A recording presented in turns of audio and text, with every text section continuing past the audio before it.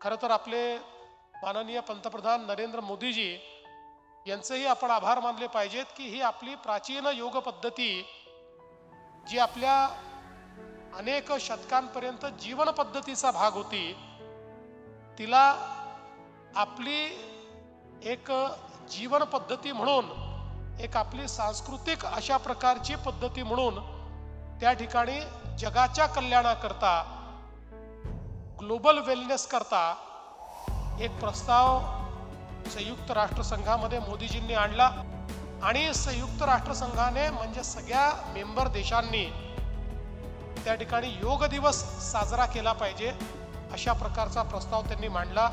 आणि आपल्याला माहिती आहे की संयुक्त राष्ट्रसंघाच्या इतिहासात असे फार कमी प्रस्ताव असतात की जे एकमताने पारित होतात। हा त्यातला एक प्रस्ताव होता, कुठल्याच देशाने विरोध केला नाही, सगळ्यांनी मिळून या प्रस्तावाला त्या ठिकाणी मान्यता दिली।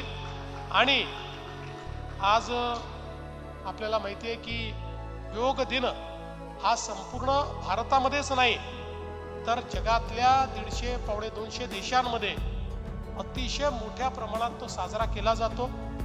आणि विशेषतः आज ज्या काही विकसित अर्थव्यवस्था आहेत, जे विकसित राष्ट्र आहेत, या राष्ट्रांमध्ये तर योगासनाचे वेगवेगळे प्रकार त्या ठिकाणी तयार झालेले आहेत।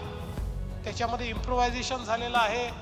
काही ठिकाणी कंट्रोल्ड ॲटमॉस्फिअरमध्ये योगासनं केली जातात, काही ठिकाणी हिटेड ॲटमॉस्फिअरमध्ये योगासनं केली जातात। आणि अक्षरशः त्याच्या पाठीमागे त्या देशातली जी मंडळी आहेत, म्हणजे वेड्या शब्द योग्य नाही, पण अतिशय त्याच्या पाठीमागे आपल्याला ते योगासनं करताना त्या पद्धतीने आपल्याला पाहायला मिळतात।